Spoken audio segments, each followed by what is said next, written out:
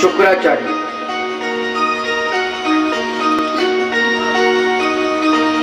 शुक्राचार्यासारखा कवी नाहीये, अनेक कवी होऊन गेले, पण या सर्व कवीमध्ये शुक्राचार्य जे आहेत ही विभूती मी आहे असं समज.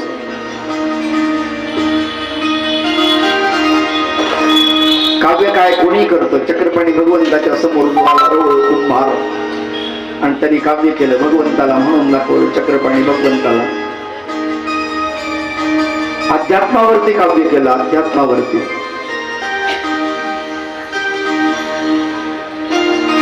आणि परत विचारतो चक्रपाणी भगवंताला की कसं झालं काव्य. भगवंत चिडले, तुझा निर्वंश होय ऐसा झाला. तुझा निर्वंश होईल म्हणले, असं झालं काव्य. अवघड आहे ना. आत्म्याबद्दल बोलताना स्वामी चक्रधर महाराज म्हणतात, बाई आत्मा आणि गीतू गायीचे. आत्म्याला गीतामध्ये गाता येईल का.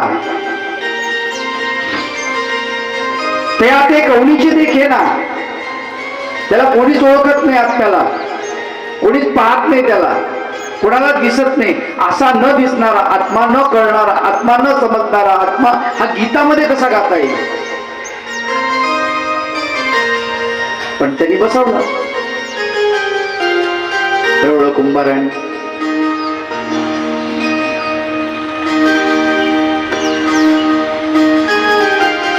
काही गोष्टी अशा असतात त्या आम्हाला कळल्या पाहिजे.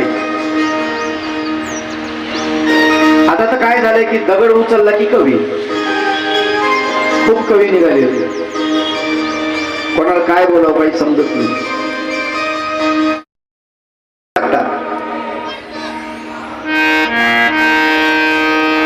कोण काय काव्य करण काही सांगता येत नाही. आता अध्यात्मासारखा विषय, कवी नाम उशना कवी. शुक्राचार्यासारखा कवी नाही म्हटले. काव्य करायला पाहिजे, पण कसं असायला पाहिजे. त्या काव्यामध्ये रसाळता, मधाळता,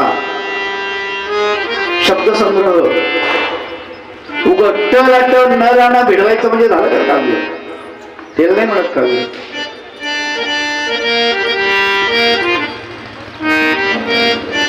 गुरुवर्य बाभुळगावकर बाबांनी एक विनोद सांगितला होता काव्यामधला, फार सुंदर सांगितला होता.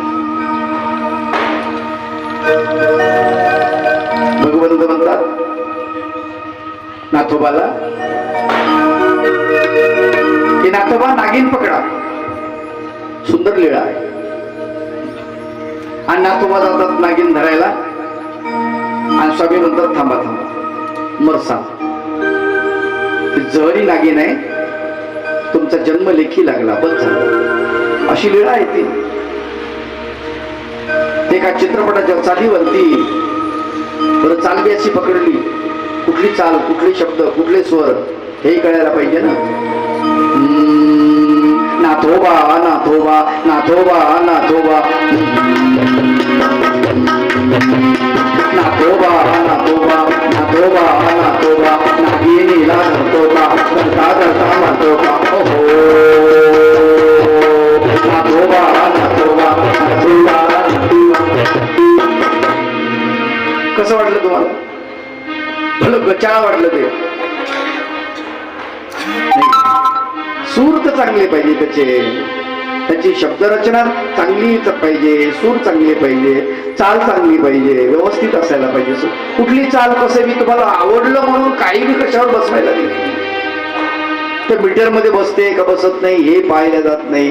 ते व्यवस्थित शब्द आहेत का नाही हे पाहिलं जात नाही. काही जोडलं जातं. मी लहानपणी एक भजन केलं होतं, नंतर मला त्या भजनाची किळस आली. म्हणले भलतंच अवघड झालं. कधी म्हणत नाही मी ते. कुठला तरी चित्रपट होता, त्या चित्रपटातलं गाणं होतं ताणे धिन तांदाना. हे सत्यपाल महाराज मस्त म्हणतात, झाला तो धिंगाणा.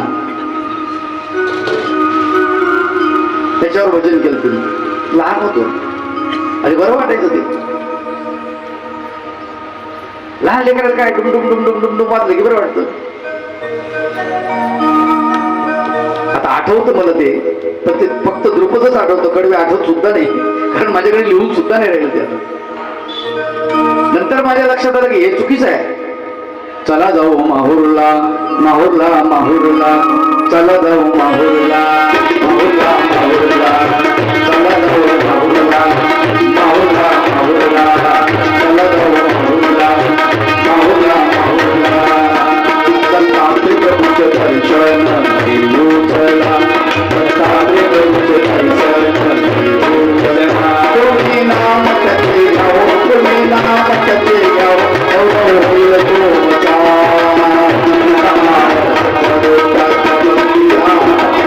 चला जाऊ माहूरला, माहूरला, माहूरला, चला जाऊ माहूरला, माहूरला, माहूरला.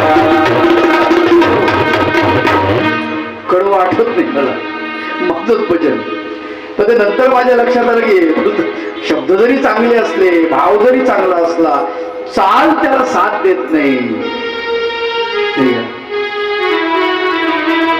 चाल साथ देत नाही. पण या गोष्टी फार महत्वाच्या असतात. काव्य करताना कुठलं काव्य असायला पाहिजे, कसं असायला पाहिजे,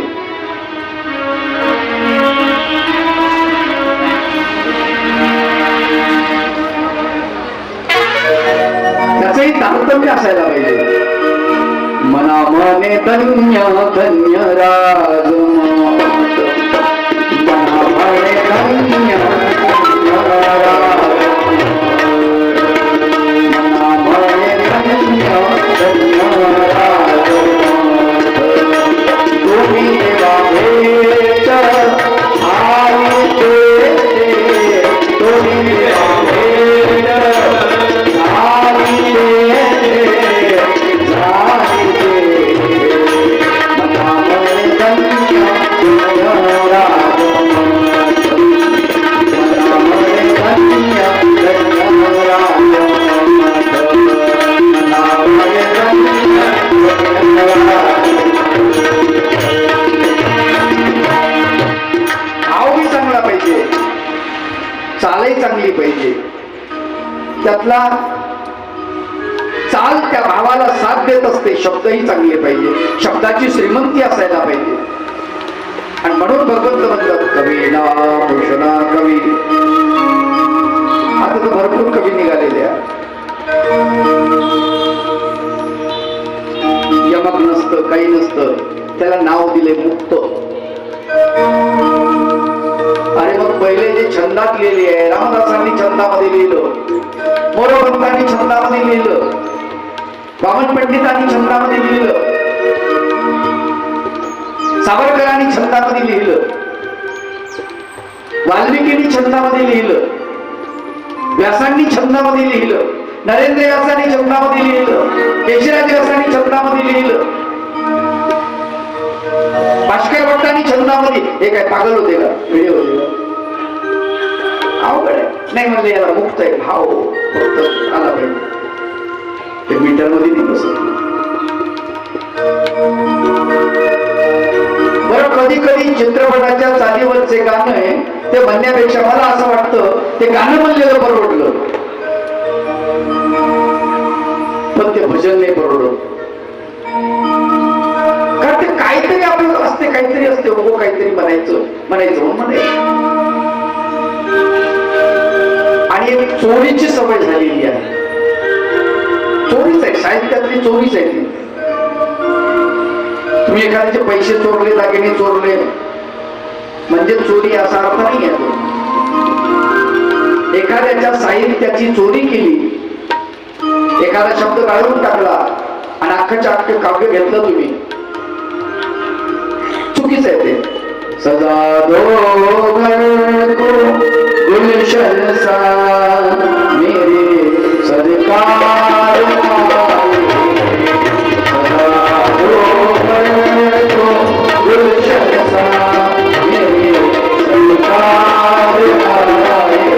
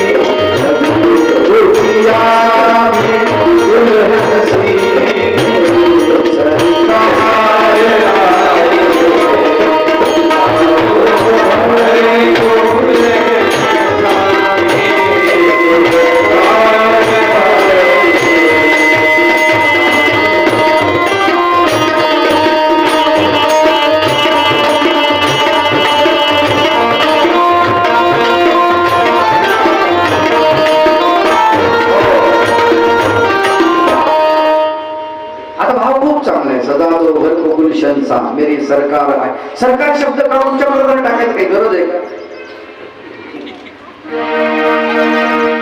तुमचं सरकार कोणतं आहे? चक्रधर. झालं ना, मग काही गरज आहे का देशात चक्रधर? नाही, चक्रधर पाहिजे. कशाला टास्क करायचा?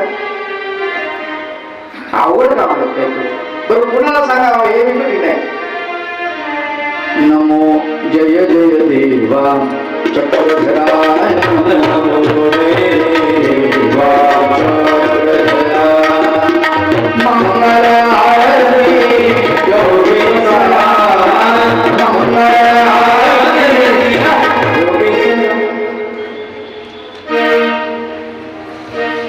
मंगल आरती योगेश्वरा, मंगल आरती योगेश्वरा, मंगल आरती योगेश्वरा, जय जय देवा चक्रधरा, जय जय देवा चक्रधरा.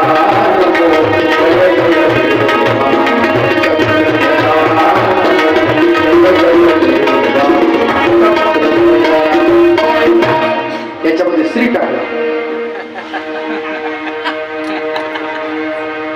काहून तो देवाला नुसतं चक्रधर का म्हणा? काहून डोकं लावायला विना? त्या दामोदर कवी पागल होता का तो? येडा होता? तुमच्यापेक्षा शहाणाच होता ना, त्याच्यापेक्षा शहाणे झालो का आपण? काय चाललंय तेच कळते. नमो जय जय देवा श्री चक्रधरा. मग ते ओढा ताप होते.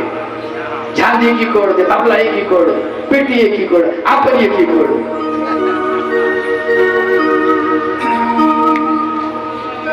नाही ना, असं नाही ना माय बापू.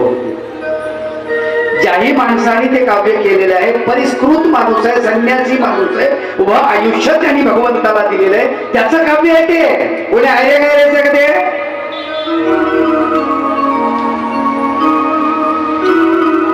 नैवेद्य शब्द आहे. बरं, तरी नैवेद्य शब्द नाही. आपल्यामध्ये निवद कोणी सांगितलं तुम्हाला?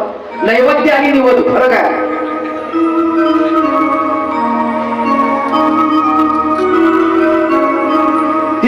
तिथं उपार टाकला, नैवेद्य काढून टाकला.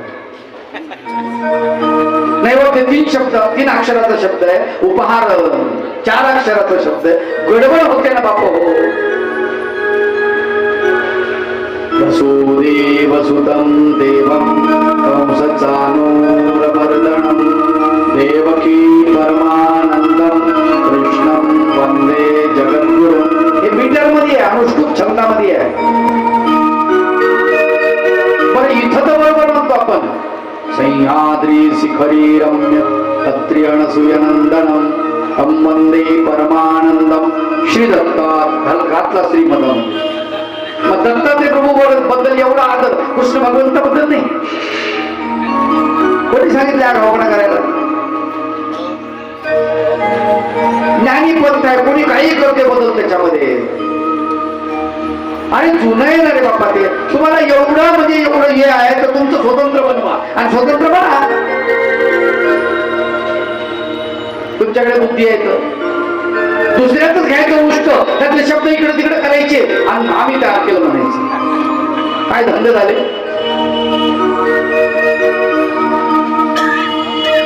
अवघड आहे. बरं, मला सांगा, कुठलाही माणूस आपल्या आईला अगं आई म्हणतो का अहो आई म्हणतो? हे सांगा बघ. मग आता परमेश्वर जर आपली आई आहे, त्याला अहो आई म्हणतात का? अगं आई?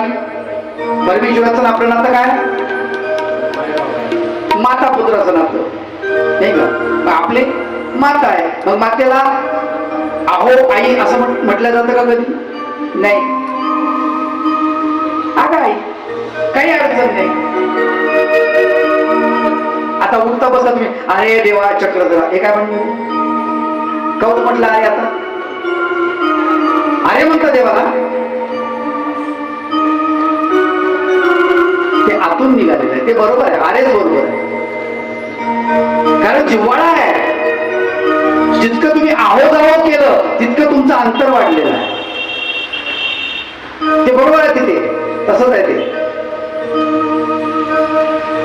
म्हणून म्हणतात भगवंत कवी ना भूषणा कवी कवीमध्ये शुक्राचार्य जे आहेत ते प्रथम क्रमांकाचे आहेत. ती विभूती माझी असं समजा.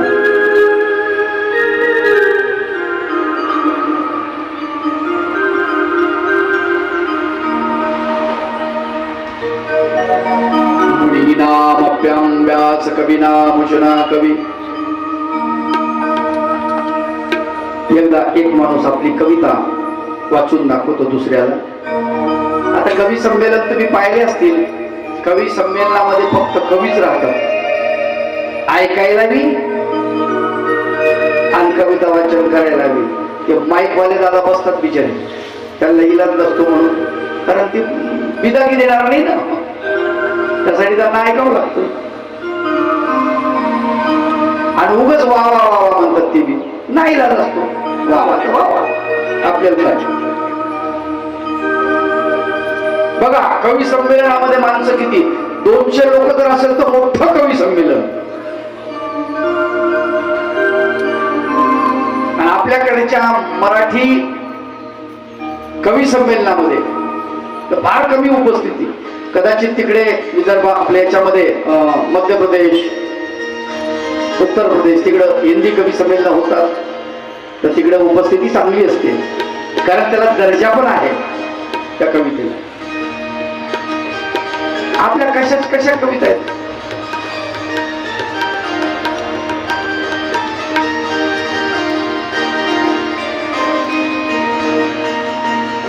एक कवी दुसऱ्या कवीला आपली कविता म्हणून दाखवतो. अमरावती सारखं शहर असतं, चौकाच्या अलीकडून दोघं चाललेले असतात, चालता चालता तो कविता म्हणून दाखवतो. मग आता दुसरा म्हणतो माझी कविता ऐक. तो ऐक म्हणतो तो पळून जातो पुढे. त्याची कविता झालेली असते तो निघून जातो. तो निघून गेल्यामुळं हा त्याच्या पाठीमागे धावतो. इतक्यामध्ये तिकडून गाड्या सुटतात. ते पोलीस मध्ये कुठं चालला जरा थांब थांब थांब कुठं पळायला. ते म्हणे त्यानं त्याची कविता मला ऐकवली आणि माझी ऐकायची वेळ आली, पळून गेला म्हणजे.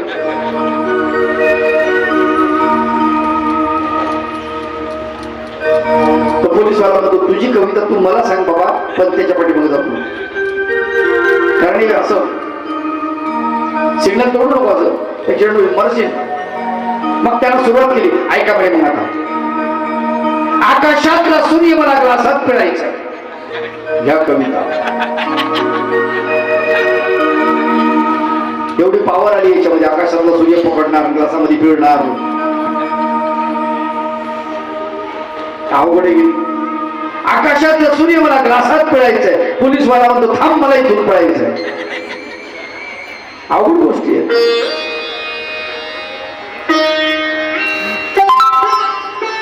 कविता अशी आहे की जे खूप मोठ्या पसाऱ्यामध्ये सांगावं लागतं ते अगदी थोडक्यात सांगता आलं पाहिजे, त्याला कविता म्हणजे,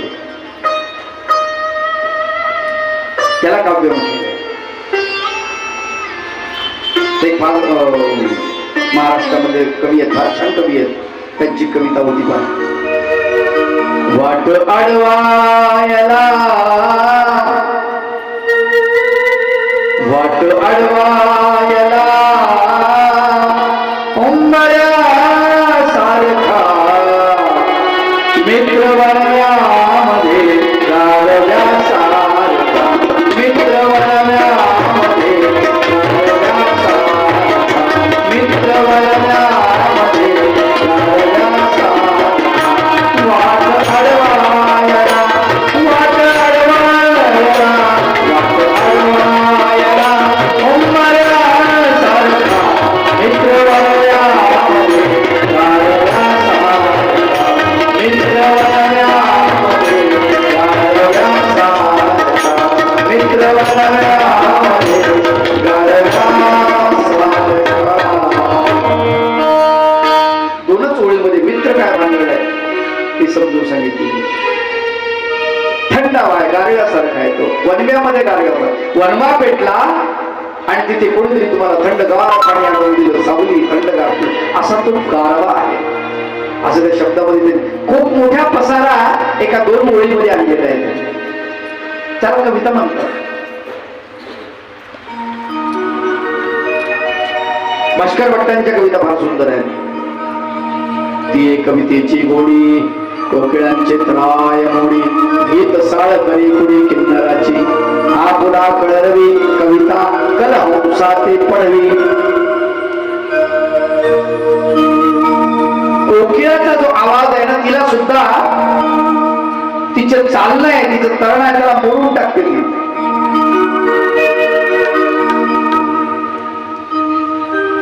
ते रंग माधुर्य कवी मधुकरा ते मधुकराचं जे गुंजन आहे ना भुंग्याचं तर त्याला शिकवते ती कविता. अंगेची सौरभ्य कळा होणे आणि परिमळा गांभीर्य करी अवकळा गगनगंगेची. त्या कवितेचा परिमळ सुगंध इतका असतो म्हणाले गगनगंगेशी बरोबरी करते. रतीचे भ्रूलतेसे हे चातुर्यकासी पडपदे संध्या वरुषे अंगरागाचे. रती म्हणजे मदनाची पत्नी. तिची भुवई आहे ना म्हटले भुवई. त्या भुवईचे केस कसे नाजूक आहेत. आपल्याला आपल्या भुवया ब्युटी पार्लर मध्ये जाऊन नाजूक करावं लागतं. आयब्रो नाही का. मदनाच्या पत्नीची जी भुवई आहे ना ती नाजूक आहे. भगवान चक्रधर प्रभूंची भुवई जी आहे ना अत्यंत नाजूक आहे. सुरेखा वंकटा भवैया असं वर्णन आलेलं आहे. भगवंताच्या भवया कशा सुरेखा अशी रेखा मारलेली आहे रेष मारलेली आहे काळी कपडावरती. वंकटा म्हणजे वाकड्या. सुरेखा वंकटा भवया डावे भवेवरी कांदी. डाव्या भवईवरती खून आहे शस्त्राची असं वर्णन आलेलं. ती कविता कशी असते यासाठी सांगतो शकतो. कवी नाम उषणा कवी म्हणून कवीमध्ये उषणा कवी म्हणजे शुक्राचार्य नंबर 1 चे. दंडोदमयतामस्मि नित्यरश्मी जगीशितं मौनं चैवास्मि गुह्यानं ज्ञानं ज्ञानवताम्. दंडोदमयतामस्मि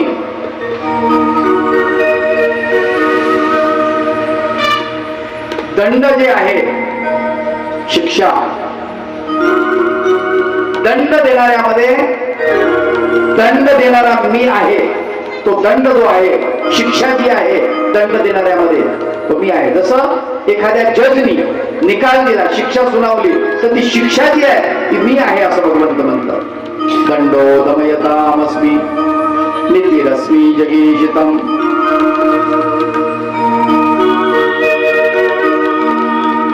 आणि विजयाची इच्छा असणारा जो आहे त्याच्यामधली नीतीने विजय मिळवणे त्यातली नीती जी आहे तो मी आहे असं भगवंत म्हणतात. अनितीने नव्हते नीतीने विजय मिळवणे. मौनं चैवास्मि गुह्यानं ज्ञानं ज्ञानवताम्. आणि मौनामधलं गुह्य जे आहे ते मी आहे. गुपित मौनात काय गुपित आहे. आपण मौन राहतच नाही. बडबड बडबड बडबड बडबड करत राहतो सारखी. झोपतो तेव्हा मौन होतो. तेही झोपीते बडबड करते लोक पाहिजे. बरेच लोक पाहिले. काय कुत्रा आलं का काय झोपीत.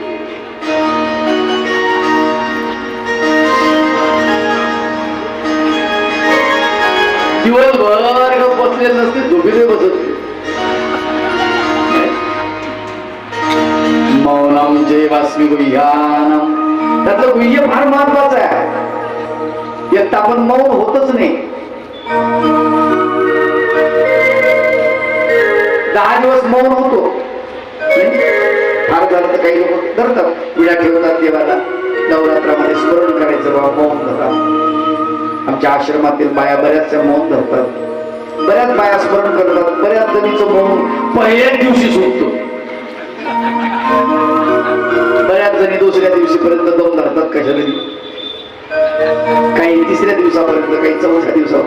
क्वचित मार्गामध्ये 2-3 बाया निघत असतील, 200-300 लोकांमध्ये एखादी बाई किंवा 2 बाया, शेवटकीपर्यंत तिचं मौन साधल्या जातं तिथं.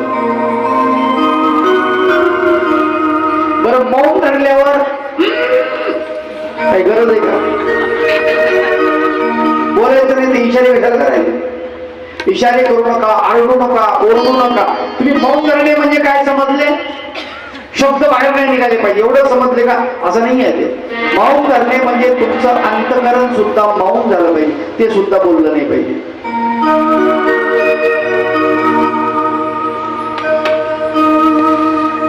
एका बाई धरलं मौन आणि दुसरी बाई आली भांडायला. आता भांडायला आलीला मौन बी सोडता येईना. मग हिनं पाटी घेतली, पाटीवर लिहिलं 10 दिवस होते मग तुझी सोय पाहते. पाहिलं 10 दिवस, आत्ताच बघा म्हणे तू 10 दिवस कशाला लागतात? अवघड आहे.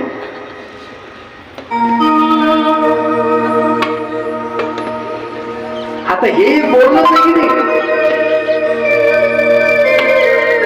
तुम्ही विचार केला, मग पाटीवर लिहिलं, लेखन घेतली, पाटी घेतली, त्याच्यावर लिहिलं, पाटी त्याच्याकडे, किती वेळ लागला? त्याच्यापेक्षा पटकन बोलले असते तर परवडलं असतं ना. उपयोग आहे त्या मौनाचा काही. भगवान श्री चक्रधर प्रभू 12 वर्ष मौन धरतात. 12 वर्ष. लीळावैभवकार फार सुंदर वर्णन करतात की मौन धरल्यानं काय होतं म्हटले. मौन तृणाची ये आळीत, विवेक अंबाई पाडात.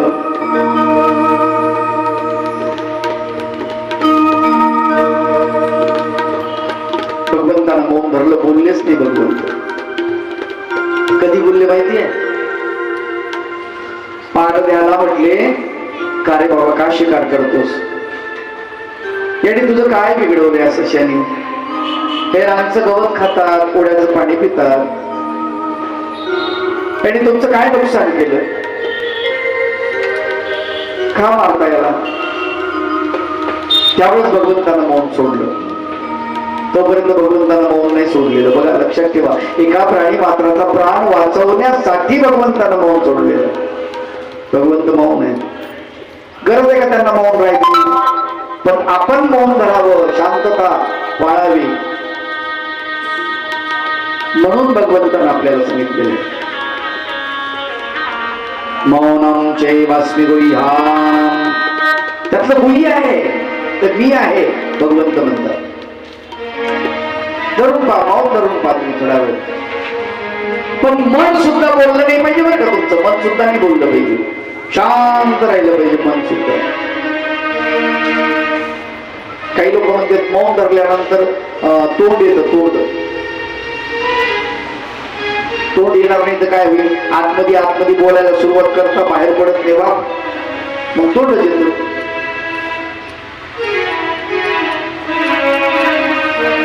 आतल्यात बोलतो की नाही आपण? बरं, मौन धरल्यावर तर जास्त बोलतो आतमध्ये.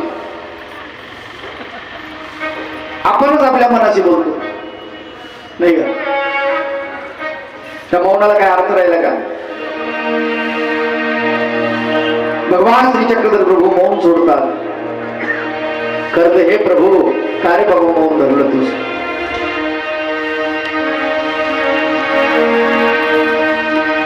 आम्हाला सांगणार नाही का काही ज्ञान? सोड बाबा तुझं मौन. मौन का धरिले विश्वाची जीवना, उत्तर वचनादे माझ्या. मौन का धरिले विश्वाची जीवना. हे विश्वाचं जीवन असलेल्या भगवंता मौन का धरलं देवा? बोल ना काहीतरी.